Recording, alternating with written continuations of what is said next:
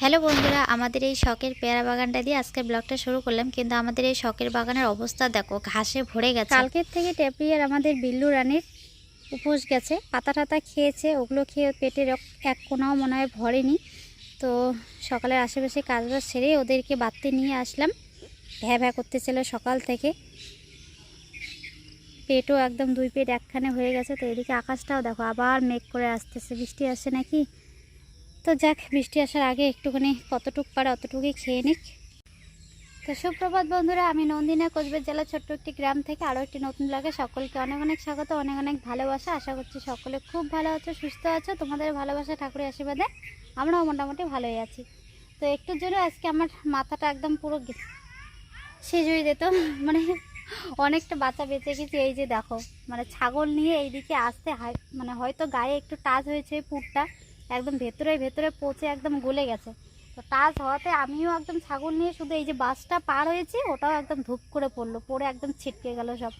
মানে কি আর বলি, একটুর জন্য আমার ওটা মাথায় পড়তো, পড়লে কি অবস্থা হতো ভাবো। পচা জিনিসের এমনি কি দুর্গন্ধ, কেমন একটা বাজে গন্ধ বেরিয়েছে। তো ওটা হচ্ছে আমাদের এই গাছের আর কি প্রথম ফল।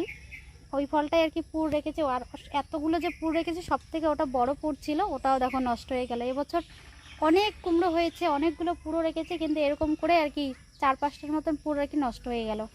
ভালো লাগে না। তো এখন বাকি যেগুলো আছে টেনশন হচ্ছে, যেগুলো আবার নষ্ট হয়ে যাবে নাকি, রাখবো নাকি কেটে খেয়ে ফেলবো, তাই না। পরে দেখা গেলো পুরের জন্য রাখলাম, পচে এরকম করে নষ্ট হয়ে গেল, খাওয়া হলো না, পুরো হলো না।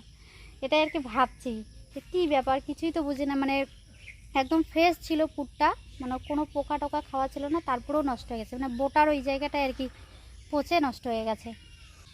ভেবেছিলাম 5টা পুর থাকবে আর না রাখলেও চলবে, তো এটাও নষ্ট হয়ে পচে গেল। আর মাত্র এই গাছের 3টা আর কি পুর আছে, এই যে এখানে একটা আর এই যে এখানে 2টা। এগুলো যে কি পরিস্থিতি হবে জানি না।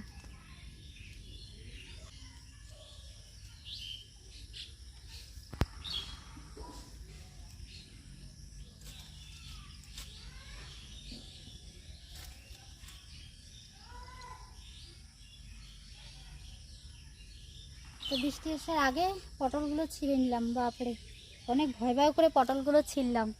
যে বড় বড় একটা করে যোগ বেরোয়, ওই যোগ ধরলে আমার একদম কান খারাপ হয়ে যাবে। আর একটা মনে হয় এখানে আছে, কিন্তু নিতেই পারছি না, এত ভিতরে এসে থাক।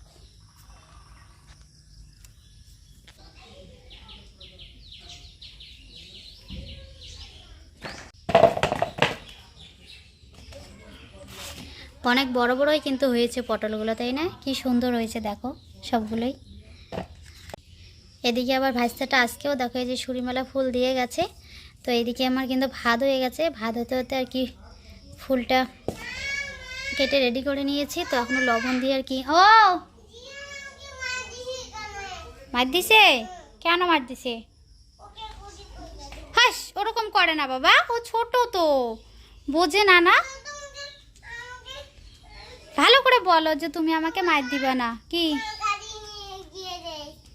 হ্যাঁ, গাড়ি নিয়ে যেয়ে দিবে, পরে নিয়ে যাবে বাড়ি, পরে আর দিবে না, পরে আবার ওইটি নিয়ে কান্নাকাটি করবা। থাক থাক থাক থাক বাবা থাক, নিয়ে যেয়ে দিতে হবে না, থাক, ও এখনই চলে যাবে।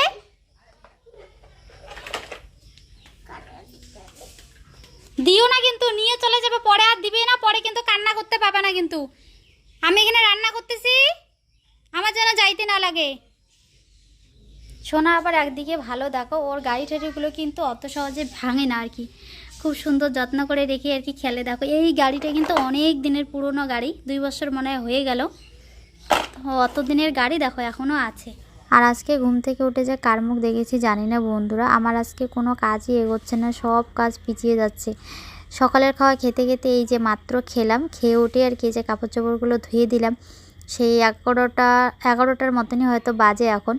মানে আজকে সকালবেলা এক কাহিনী হয়ে গেছে, যার জন্য আমাদের খাওয়া দাওয়াটা অনেকটা লেট হয়ে গেল। তো এতটা লেট করে খেয়ে এখন তো আমাকে আরও নড়তে চড়তে ইচ্ছা করতেছে না, মনে হচ্ছে একটু ঘুমাই। সকালে ভেবেছিলাম রান্না করব না, দুধ চিড়ে খাবো। তো মুখ হাত ধুয়ে দুধ গরম করতে গিয়ে দুধটা হয়ে গেল ছানা। তো এখন কি খাই, ছানাটা তো ছেঁকে সোনাকে দিলাম, দিয়ে পরে ওইদিকে রান্না বসালাম। তো একে লেট করে রান্নাটা বসেছি, তার উপরে একবারে রান্না, সকালে দুপুরে একবারে। তো তো সকালের খাওয়া খেতে খেতে আমাদের এর জন্য দুপুর হয়ে গেল। তো খাওয়া দাওয়া করে উঠে ডিস্কোটা আগে রোদ্রে মেলে দিলাম, শুকোতে দিয়ে এদিকে দেখো দুই স্বামী স্ত্রী মিলে নাকুতি কুকুতি কাজ করছি। আমাদের এগুলো কাজ দেখে মানুষ হাসবে আর কিছুই না।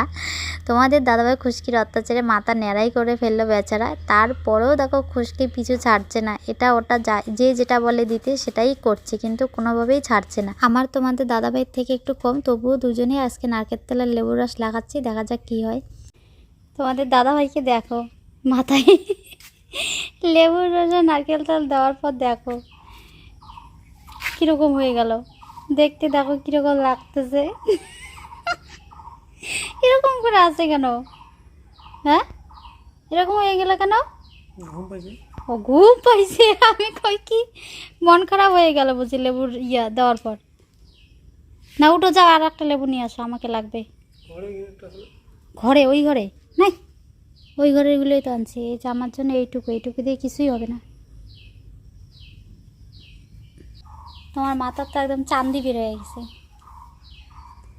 এগুলো দিলাম, দেখবা ধোয়ার পর দেখবা চুলগুলো সেই সুন্দর সিল্কি হয় একটা। সিল্কি আমার খুশকির মোড়ে তো সিল্কির গোষ্ঠী দুটোই হবে। তো চলো এবার আমার পালা। তোমাদের দাদাভাইকে আগে দিয়ে দিলাম, কারণ ওর অল্প একটু লাগবে, নাহলে পরে দেখা গেল আমাকে দিতে গিয়ে পুরোটাই শেষ হয়ে গেল, ওর হলোই না, তাই না? আমার চুল বড়, তো ওকে দিই এখন যতটুকু আছে ওইটুকু দিয়ে আমার যতটুকু হয় হবে, না হলে আর না দিলেও চলবে, কারণ আমার তো অতটা খুশকি নেই। তো এই জিনিসটা কিন্তু আমি মেয়েবেলাও দিয়েছিলাম, ভালোই কিন্তু উপকার পাওয়া যায়, অনেকটা খুশকি কমে আর চুলগুলোও একটু সিল্কি হয়।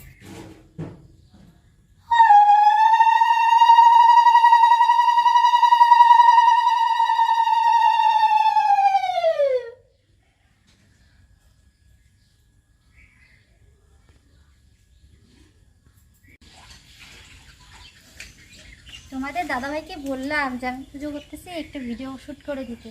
বলতে বলতে পুজো শেষ বলতে বলতে আমার পুজো শেষ হয়ে গেল।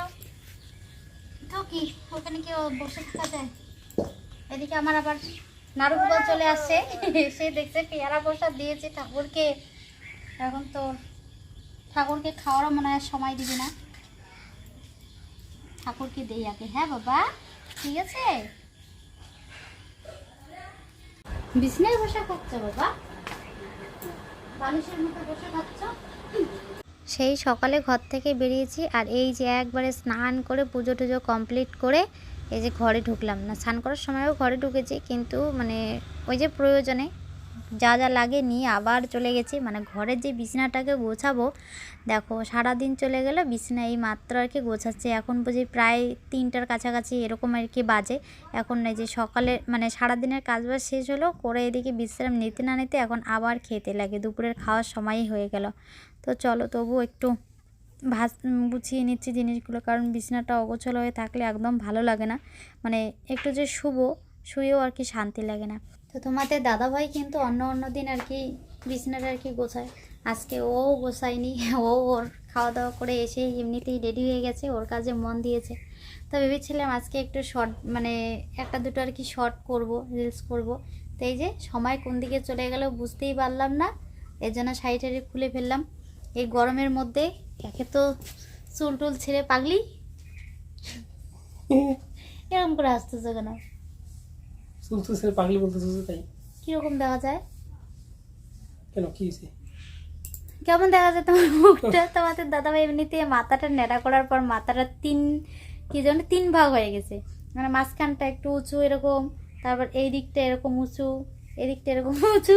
এই যে দেখাই দাঁড়াও, এই দেখো এখানে একটু ডাউন, এদিকে উঁচু, হ্যাঁ এইখানে উঁচু, এইখানে উঁচু, হ্যাঁ 3 ভাগ হয়ে গেছে। কিরকম অদ্ভুত টাইপের দেখা যায়। তোমরাও কিন্তু অনেকেই কমেন্টে বলেছিলে যে তোমাদের দাদাভাইয়ের মানে শরীর খারাপ হয়েছে নাকি। অ্যাকচুয়ালি শরীর খারাপ হয় না, ওকে ন্যাড়া করার পর মানে ওকে এমনিতেই কেন জানি না দেখতে একটু অন্যরকম অদ্ভুত টাইপের লাগে। আমি তো মানে ন্যাড়া করার পর মাঝখানে কিছুদিন দেখলেই হাসি পাইতো, বা মাঝে মাঝে একটু কিরকম ভয় ভয় লাগতো। হ্যাঁ আজকে তাহলে আর হবে না বলো? কি হবে না? এই যে তুমিও তো যাও টিউশনে, কোটা বাজে এখন? মাথাটা ব্যথা করতেছে গো, ভাল লাগতেছে না। তেল তেল তো মাথা ব্যথা করতেছে। তেল তো কেন এমন হচ্ছে গো? কি জানি আমার মাথা ব্যথা করতেছে। দুজনেরই একসাথে মাথা ব্যথা করতেছে। আর ভগবান, ঘুম থেকে লেট করে উঠলে এরকম হয় গো। সকাল সকাল উঠতে চাই, সকালে ঘুমটা ভাঙেও, উঠবো যে বিছানার মধ্যে,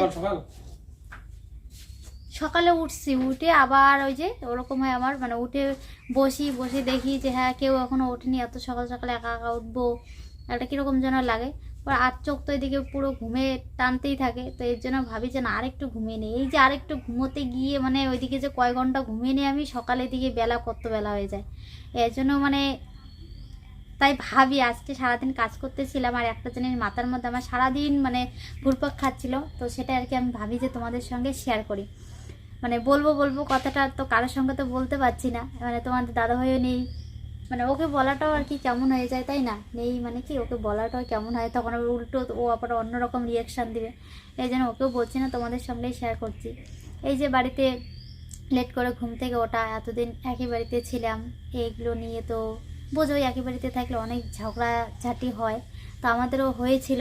তারপর আমার শাশুড়ি মা আর কি আছে, উনি তো বলেই, এখনও বলে, আগেও বলতো, সবসময় বলতো। তো বিয়ের পর আমি সকাল সকাল ঘুম থেকে উঠতাম, হঠাৎ কোনো দিন আর কি উঠতে লেট হয়ে যেত যদি, তো সেটা নিয়েও আর কি কথা শোনাতো। তো তাই ভাবি, যেমন আমরা এই যে ওরা মানে ঘুম থেকে লেট করে উঠি, এগুলো নিয়ে যে অনেক ধরনের আর কি কথাবার্তা বলে, সামনে হোক পিছনে হোক যেখানেই বলুক, বলে যে এই কথাগুলো, এগুলো একদিকে বলা ভালো, তাই না? ওদের এই কথার জ্বালাতে কিন্তু আমরা মাঝে মাঝে দেখবি না, আমি এত সকালবেলা ঘুম থেকে উঠি, মানুষ আমাকে খারাপ বলে, এখন থেকে আমি সকাল সকাল উঠবো, উঠে সবার আগে কাজ বাজ শেষ করে, এই যে মনের মধ্যে একটা জোর, একটা মানে জেদ, এই জেদটা কিন্তু ভালোই কাজে লাগে, তাই না? তো শুধু খারাপ লাগে একদিক দিয়ে, মানে কথাগুলো যদি একটু খারাপভাবে না বলে, যদি একটু ভালোভাবে বলতো, তাই না? যেমন আমরা মেয়েবেলা যখন বিয়ের আগে মেয়েবেলার ওই সময়টা তোমরা ভাববে, তখনই কিন্তু আমাদের মা বাবারা আমাদেরকে শাসন করেছিল যে হ্যাঁ এত বেলা হয়েছে, ঘুম থেকে লেট করে উঠলে বলতো যে এত বেলা হয়েছে এখনও ঘুম থেকে ওঠো নাই, ওঠো, সকাল সকাল উঠতে হয়, মানে এই যে কথাগুলো বলতো, গুছিয়ে বলতো, সুন্দর করে বলতো, ভালো লাগতো। কিন্তু এদের মধ্যে এই সিস্টেমটা নেই, মানে বলি ঠিকই, কিন্তু বলার ধরনটা আলাদা, যেটা শুনলে একদম হুট করে রাগ উঠে যায় মাথায়। তো একদিকে এই কথাগুলো বলা ভালো, আবার শুনতে যখন খারাপ লাগে তখন মনে হয় যে ধুর, এত লেট করে আমি ঘুম থেকে উঠি তো কী হয়েছে, আমার কাজ তো ঘুরে সে আমাকেই করতে হয়। মানে সব কিছু হচ্ছে কি বলো তো, নিজের কাছে। তুমি যদি চাও নিজেকে পরিবর্তন করতে, তবু সেটা নিজের ইচ্ছেতেই হবে, আর যদি চাও যে না আমি এরকমই লেট করে ঘুম থেকে উঠবো, তো সেটাও নিজের কাছে। তো লেট করে আমি একটা জিনিস দেখলাম, লেট করে ঘুম থেকে উঠলে সারাদিনের মানে সময়গুলো কোন দিকে যায় বুঝতে পারা যায় না, কাজগুলো সব উলটপালট গোলমাল হয়ে যায়, সারাদিনে মনে হয় যে কাজগুলো এগোচ্ছেই না, এরকম। অ্যাকচুয়ালি সময়টা তাড়াতাড়ি চলে যাচ্ছে, আমি মানে দিনটা শুরু করেছি আমি লেট করে, সময় তো ঠিকই সময়ের মতন ঠিকই যাচ্ছে, কিন্তু আমাদের দিনটা শুরু হয়েছে অনেকটা লেট করে, মানে সকালে যে টাইমটা মানুষ খাওয়া দাওয়া করে, আমি ওই টাইমটা সকালের আশেপাশে কাজগুলো করছি, যার জন্য আমার এরকম হয়। তো সেটাই আর কি আমি ভাবলাম যে আমার কিছু তো একটা গড়বড় হচ্ছে। তো পরে ভাবলাম যে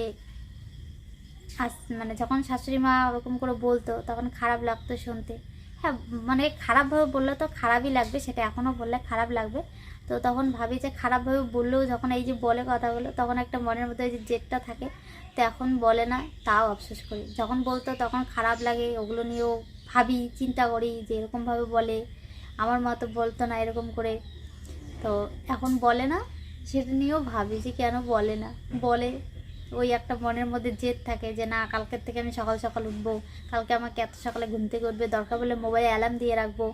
তো এই যে ভয়টা এখন মনের মধ্যে নেই, যার জন্য কিন্তু আমাদের এরকম হয়। আর আমার কথা কি বলবো, মানে সকালবেলা ঘুম থেকে উঠে ওই যে বললাম না, পরে যে কেন যে মানে ঘুমটা ভাঙতেই চায় না, ঘুম থেকে টের পাই সকালবেলা উঠি ঠিকই, কিন্তু পরে আবার ঘুমিয়ে পড়ি। এইটা আমার অভ্যাস, জানি না কবে ঠিক হবে, মানে প্রত্যেক দিন ডেইলি এক টাইমে ওঠার যে একটা মানে ক্লিয়ারভাবে ঘুম ভেঙে একটা সঠিক সময় যে ওঠা, সেটা যে আমার কবে হবে জানি না। তোমাদের দাদাবের কথা কি বলবো, ও তো আরও গেছে, ও আরও আমার থেকে একদম মানে ডেঞ্জার। ওকে তো সকালে করে আমার ডাকতে আমার সংসারের সমস্ত আশেপাশে কাজ হয়ে যায়, তবু উঠতে চায় না।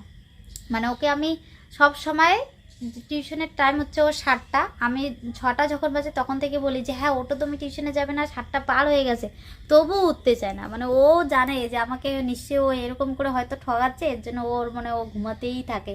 তারপরে আমি বলি, যখন এসে সঠিক টাইমটা বলি যে হ্যাঁ এখন এতটা পার হয়ে গেছে, তারপরে তকঝক করে উঠবে, উঠে দেখবে কি হ্যাঁ এত বেলা হয়ে গেছে, আমাকে ডাক দাওনি, মানে তখন মানে এই একজনকে নিয়ে আর এক জ্বালা, তখন মানে কি আর বলি আমি, হাসিও পায় তখন রাগও ওঠে। তো যাকে চলো বন্ধুরা, আজকে কেন জানি না ভীষণ মাথা যন্ত্রণা করতেছে, আমারও তোমাদের দাদা ভাইয়েরও দুজনেরই। তো একটু শুলে মনে হয় দেখি ঠিক হয় যদি, বা একটু ব্যায়াম করতে হবে। আমার ওই যে মাইগ্রেনের যে ইয়েগুলো দিয়েছে ওগুলো করলে না অনেকটা মাথা যন্ত্রণা কমে। তো দেখি ওগুলো একটু করে দেখি। আর চুলটা এতক্ষণে একটু শুকোলো, কিন্তু এদিকে ফ্যান বন্ধ করে যে বদর বদর করতেছি আর এদিকে পুরো ঘেমে যাচ্ছে। তো আজকে আর কি বলি, আজকে আর ভিডিও শেয়ার করা হবে না তোমাদের সঙ্গে। সারাদিনে এই যতটুকু করেছি আজকের জন্য এই এতটুকুই। দেখা যাচ্ছে নতুন আর একটা ভিডিওতে। ততক্ষণ সকলে ভালো থেকো, সুস্থ থেকো। ভিডিওটা ভালো লাগলে অবশ্যই একটা লাইক করো, বন্ধুদের সাথে বেশি বেশি করে শেয়ার করো।